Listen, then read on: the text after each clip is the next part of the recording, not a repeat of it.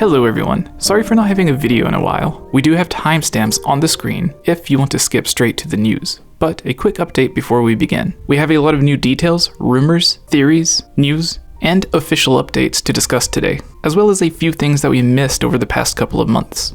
We have a few more seconds of gameplay from a slightly extended Tears of the Kingdom trailer, rumors of brand new trailers, gameplay, and other details being released as early as mid-January and continuing until May. Link once again receiving an update to his Tears of the Kingdom champion tunic, a very detailed and close look at the symbol on his hand, what it means, possible upcoming amiibo, statues, a new official rating for the game, and much more.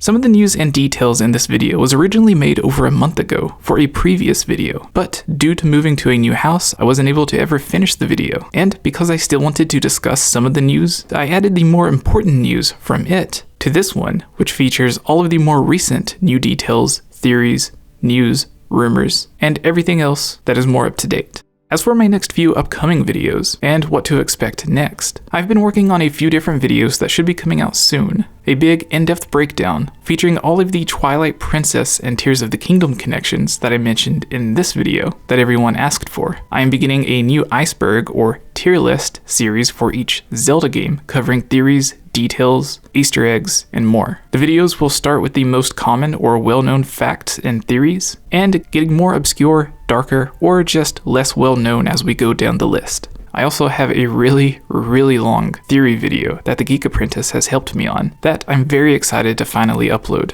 Of course, I think everyone knows by now that Tears of the Kingdom won the most anticipated game at the Game Awards. The actual Tears of the Kingdom game was rated 12 or above in South Korea, which has led a lot of fans to speculate on whether or not its ESRB rating will be T for teen, as with Twilight Princess, since Nintendo has said this was going to be a darker and more mature Zelda game.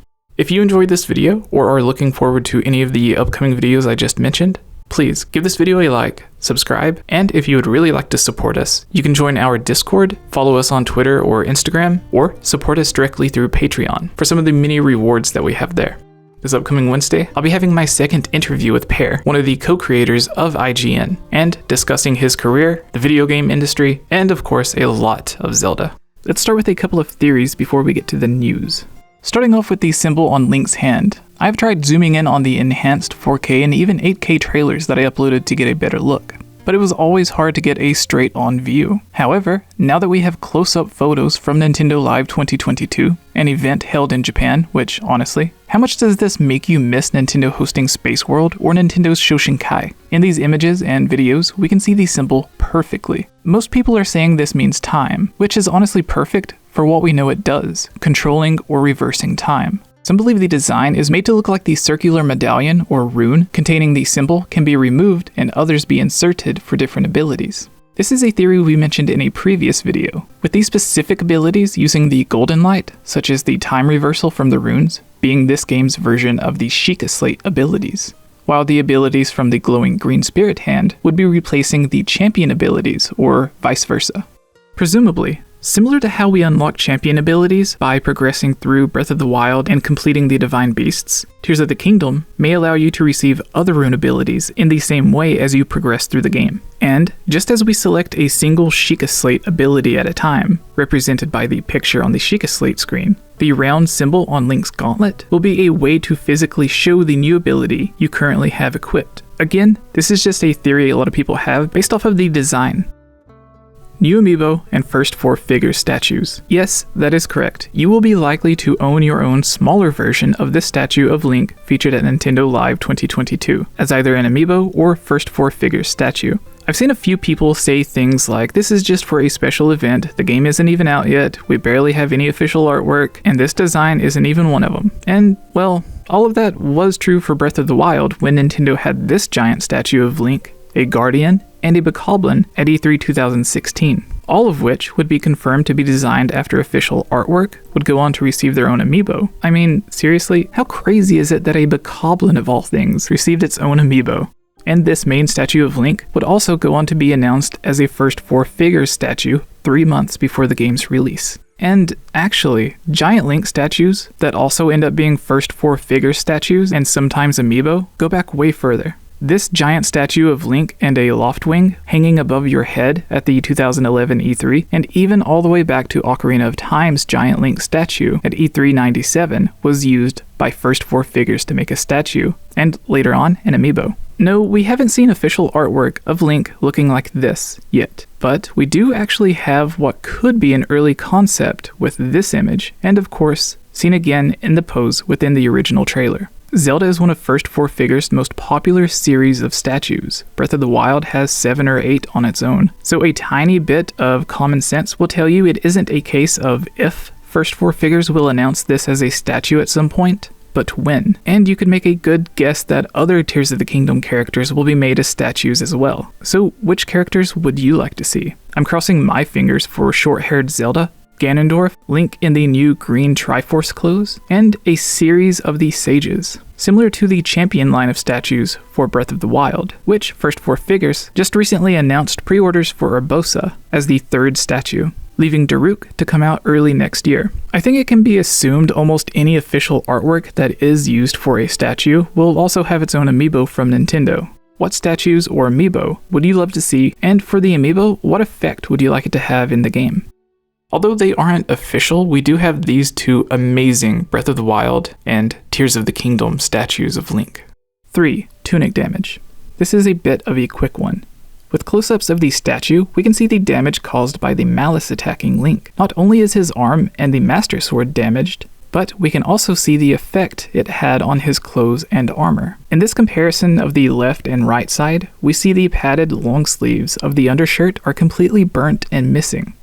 Link seemingly gripping his arm, where the once long sleeves now end. Some of the metal chainmail armor is missing and damaged at various lengths all the way around. He appears to have part of a 3rd layer of clothing over the metal chainmail that can't be seen on his other arm, but could just be the long padded sleeves from a different angle.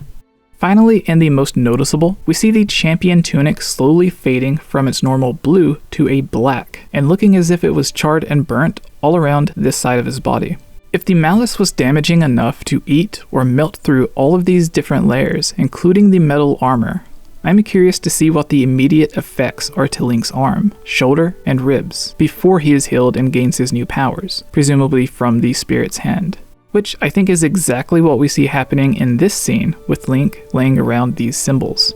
I feel this is when he first wakes up with the new gauntlet and the glowing Spirit Hand, after this short scene takes place. 4. More upgrades or redesigned Tears of the Kingdom champion armor. We already know Link's champion tunic in Tears of the Kingdom has been upgraded and customized by adding actual armor that looks like it's from the Hylian tunic set and the Hylian hood on top of his champion tunic. Let's go through some of the differences between the various versions of his armor. When we first see him, his gauntlets or gloves are mostly blank up his wrist. The top, close to his elbow, has what looks like arrows pointing in different directions, and in some scenes it seems we can see a triangle or a triforce on the backside of his hand, and we have a case or pouch buckled around the top of the gauntlet. Now, let's look at the upgrades. It was hard to tell, but it seems like Link also possessed at least some of these upgrades, or different versions, during the gameplay scene after the original trailer. As if shortly after Link leaves this cave, he begins receiving some upgrades. This upgraded version falls more in line with the statues and the different status or rankings of the Hylian Knights. The new version has a special version of the Hylian crest. Instead of a triforce for the head of the Loftwing, we have a diamond shape. This was mostly pointed out by this user on Twitter, which they say is only worn by high-ranking or skilled soldiers and captains. The outline on his champion tunic now has a symbol we see on high-ranking knights or soldiers. What used to be the up and down arrows are now the symbol for the Royal Guard. This can be a simple design change, an updated look, Nintendo just deciding to add more details or liking another style better. Or it could be a hint at receiving various versions of this type of gauntlet throughout the game. It makes sense for Link to begin with just having basic gauntlets, but by saving Zelda or Hyrule, he could have been rewarded with the higher quality gauntlets that accurately represents his status or rank. It could also be that he already earned these from being given them as he achieved the ranks and status as the best knight in Hyrule and Zelda's personal guard over 100 years ago, before Calamity Ganon came back and before he lost his memory, and has just been given them back. since he was kind of dead for 100 years. Either way, I hope this means we will be able to receive these upgrades and different variations of the same or similar armor and clothing, and I want there to be even more mixing and matching of different new and old tunics, boots, leggings, capes, hats, gauntlets, and other types of gear and armor, not just 3 matching pieces, but imagine selecting your primary shirt or tunic, then selecting a secondary armor set to mix with it, such as the Hylian armor or the soldier armor, which would give it higher stats, or even something like, as silly as it may seem or look, the Zora armor or rubber armor, not the clothing, just the actual armor pieces on top of the champion tunic, which would mix in its special effect of making you swim faster or shockproof while still wearing the champion tunic underneath. Then of course a 3rd edition, being able to change the gauntlets themselves, which we just covered seems like Link does receive new gauntlets. Another example would be choosing your primary leggings, shorts, pants, or even undies, then as a secondary edition, being able to choose your leg armor and boots, similar to selecting multiple boots in past Zelda games, like the iron boots and hover boots in Ocarina of Time, which could be worn with any of the tunics. So if you wanted the standard Hylian trousers, but with armor from the ancient set, and you just love the fluffy snowquill boots, you can mix and match all of it. Yeah, this might seem like a lot for some new players to take in and understand, but a lot of the most played games and most popular games have been even more customizable than this, and it's been this way for well over a decade. So I'm sure 99% of people would be able to understand the customization perfectly. We even see this 3rd or 4th style of gauntlet that a lot of people didn't notice, but Link is actually wearing this over top the metal bracelet which contains the rune, and it even has a circle cut out, which again I hope is a hint that we will be able to change these runes in order to have different abilities or powers. To keep it simple, they could also just give the option to select full sets by grouping them as they did originally in Breath of the Wild. Which new tunics or armor sets do you hope we see in Tears of the Kingdom? And which armor sets would you like to mix and match, whether it is for the effects, the visual look, the defense, and other stat boosts, or simply the silliness of the look, like Naked Link, but for some reason, he's only wearing the Zora armor strapped to his bare skin. No shirt, padding, or anything underneath, just Naked Link doing what he does best. As for me, with all of these Sky Islands, I'm hoping we see a return of the hover boots that can be upgraded to allow us to run for 3, 5, or 7 seconds in the air, so we don't have to try and jump small gaps, or gaps that are just a wee bit too long, and won't instantly fall from ledges by accident. Maybe they could allow us to run across malice, water, lava, poison, quicksand, spikes, or other dangers. Maybe have them physically make Link lighter and weigh less, so he can run a bit faster or won't make as much noise walking.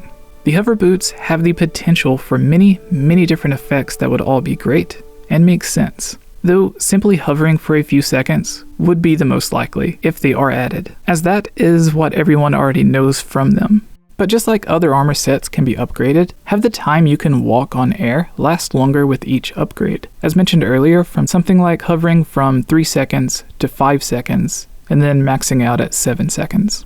As for mixing armor sets, I would like to see the Dark Link tunic with metal armor or a variation of the Fierce Deity tunic. Thank you all so much for watching the video, and please, if you made it this far, consider subscribing and commenting below. It really does help us out. Hello everyone, I just want to say thank you for watching the video all the way through. Some of you have been asking, and yes, we still have shirts and other merch available at teespring.com. You can find a link in the description below. If you purchase one and send us a picture wearing it, we will give you a shout out and include your picture during one of our upcoming videos. Thank you to our amazing Patreon supporters, starting off with our royal family, Shadow to Us. On our champion tier, Justin Clark, Monica Spath, SOBERX. In the Sheikah tier, Andramoy, Joseph, Natsu, Wrecker1, Rusty Caulfield, Tremel. And in the Kokiri tier, Gene Pinna, Chad Costin, David Guthman, Candy, Disappointment, Gus Calvo, Zane, Lean, Lovable Christie,